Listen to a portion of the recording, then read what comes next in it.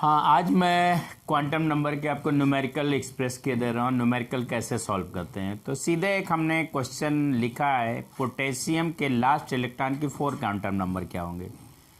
Potassium के last electron की 4 quantum number क्या है। Determine 4 quantum number of last electron of potassium, और ये जेड पोटेशियम का एटॉमिक नंबर लिखा होगा।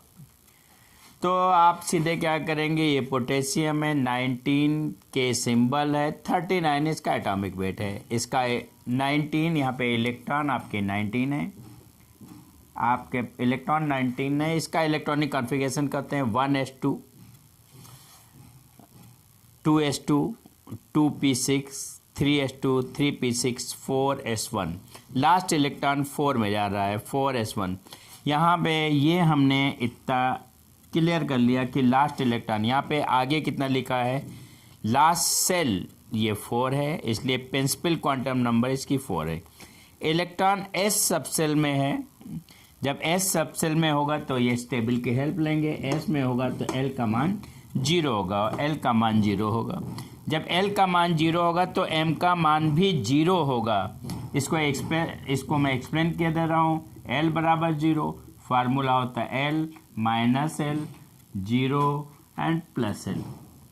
तो 0 कभी भी माइनस नहीं होता है, न 0 प्लस होता है।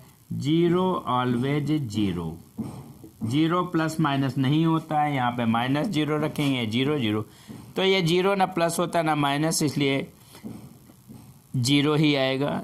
लेकिन एक शॉर्ट नोट्स मैंने लिखा दिया था कि जब एस सबसेल में इलेक्ट्रॉन होता है तो उसके लिए एल और एम दोनों की वैल्यू 0 होती है, तो एल और एम 0 हो गई। अब यहाँ पे इलेक्ट्रॉन देखा, ये इलेक्ट्रॉन क्लॉकवाइज मूव कर रहा है। ये इलेक्ट्रॉन किधर से कैसे मूव कर रहा है, क्लॉकवाइज मूव कर रहा है। अगर इलेक्ट्रॉन क्लॉकवाइज मूव करता है, ये डायरेक्शन अगर इलेक्ट्रॉन की होती है क्लॉकवाइज, इलेक्ट्रॉन क्लॉकवाइज मूव करता है तो एस की वैल्यू +1/2 हो जाती है, और ये आपका आंसर हो गया। हमने कैसा न्यूमेरिकल को लगाया, हमने सीधे न्यूमेरिकल में था पोटेशियम के लास्ट इलेक्ट्रॉन की चारों क्वांटम नंबर डिफाइन करिए या डिटरमाइन करिए या फाइंड आउट करिए। तो सीधे हमने पोटेशियम के लिखा, एटॉमिक नंबर 19 है, के 39। इसका इलेक्ट्रॉनिक कॉन्फ़िगरेशन किया 1s2 2s2 2p6 3s2 3p6 4s1। यहाँ 4 लास्ट इलेक्ट्रॉन आप 4s1 में जा रहा है। अब हमने सीधे जब लास्ट इलेक्ट्रॉन 4s में जा रहा है तो यहाँ पे n की वैल्यू देख लिया, प्रिंसिपल क्वांटम नंबर 4 है।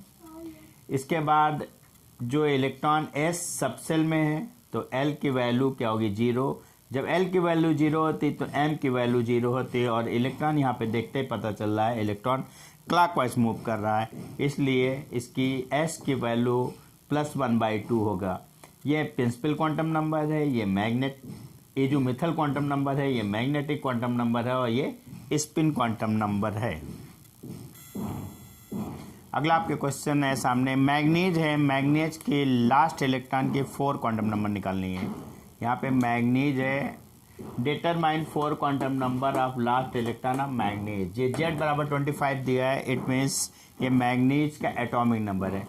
इसका इलेक्ट्रॉनिक कॉन्फ़िगरेशन आपको पहले करना होगा, उसके बाद आपको सर्च करना होगा या ढूंढना होगा कि वहाँ लास्ट इलेक्ट्रॉन कहाँ है, फिर लास्ट इलेक्ट्रॉन किस सेल में है, सेल के साथ फिर ये ढूंढना होगा लास्ट इलेक्ट्रॉन किस सब सेल में है।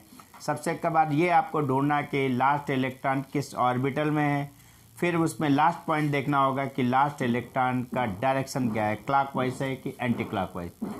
तो यहाँ पे मैग्नीज Mn25 55, इसका इलेक्ट्रॉनिक कॉन्फ़िगरेशन करेंगे 1s2 आएगा, 1s2 2s2 2p6 3s2 3p6 4s आता है, फिर वापस 3 भी जाता है, 3d5।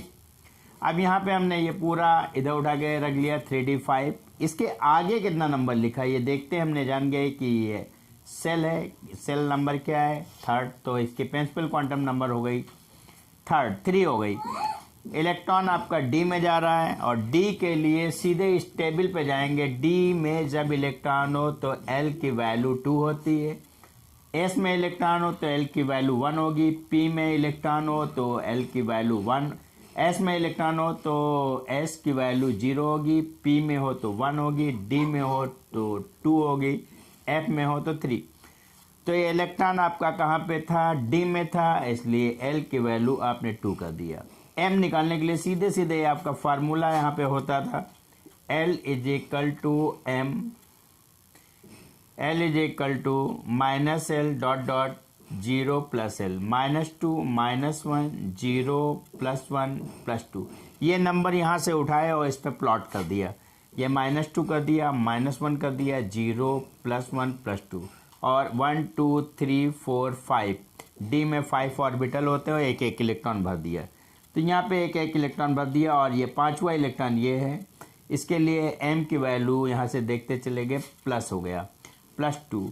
ये इलेक्ट्रॉन क्लॉकवाइज घूम रहा है और ये इलेक्ट्रॉन क्लॉकवाइज घूम रहा है, तो एल एस की वैल्यू +1/2 हो गई।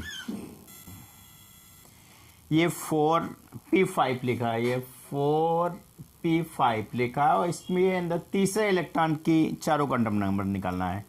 Determine 4 quantum number third electron in 4p5, मतलब ये इलेक्ट्रॉनिक कॉन्फ़िगरेशन करके उन्होंने दे दिया है, आपको इलेक्ट्रॉनिक कॉन्फ़िगरेशन नहीं करना है। हमने देखा 4p5 में तीसरे इलेक्ट्रॉन की चारों क्वांटम नंबर निकालना है। तो हम यहाँ पे 4 देखा, 4 देखते हैं, हमने लिख दिया कि n की वैल्यू 4 है, मतलब प्रिंसिपल क्वांटम नंबर हमारा यहाँ पे 4 है। p का केस था, देखते हैं, हम जान चुके थे p के लिए l की वैल्यू 1 होती है, हमने l की वैल्यू 1 रख दिया। अब हमने क्या किया, एक p में 3 ऑर्बिटल होते हैं, 1 2 3, 3 में हमने 5 इलेक्ट्रॉन ड्रा कर दिए, 1 first electron, second electron, third electron, फिर फोर्थ इलेक्ट्रॉन, फिर 5 इलेक्ट्रॉन, आगे इलेक्ट्रॉन है नहीं तो 5वां इलेक्ट्रॉन हो गया। तो आपके थर्ड इलेक्ट्रॉन, यहाँ पे ये थर्ड इलेक्ट्रॉन है, इस थर्ड इलेक्ट्रॉन को देखा, ये ऊपर को है, क्लॉकवाइज डायरेक्शन में मूव कर रहा है, इसलिए s की वैल्यू +1/2 हो गई। अब हमें प्रिंसिपल क्वांटम नंबर पता है, हमें एजीमुथल क्वांटम नंबर पता है और हमें स्पिन क्वांटम नंबर पता लगा। मैग्नेटिक क्वांटम नंबर कैसे निकालेंगे, उसके लिए हमारे पास फार्मूला है, L is equal to -L dot dot 0 + L, इसमें वैल्यू रख दिया, -1 डॉट डॉट 0 +1 और यहाँ पे 1 2 3 नंबर आया, इस ऑर्बिटल पे -1 0 +1 प्लॉट कर दिए। इसके बाद अब हमने सीधे यहाँ से देखा, इस पे +1 आ रहा है, इसलिए हमने यहाँ पे +1 लिख दिया। जब +1 लिख दिया तो हमें सीधे पता चल चुका है कि आपकी ये प्रिंसिपल क्वांटम नंबर आ गया, ये एजीमुथल क्वांटम नंबर आ गया, ये मैग्नेटिक क्वांटम नंबर आ गया और ये स्पिन क्वांटम नंबर आ गया। इस प्रकार से चारों वैल्यू आ गई।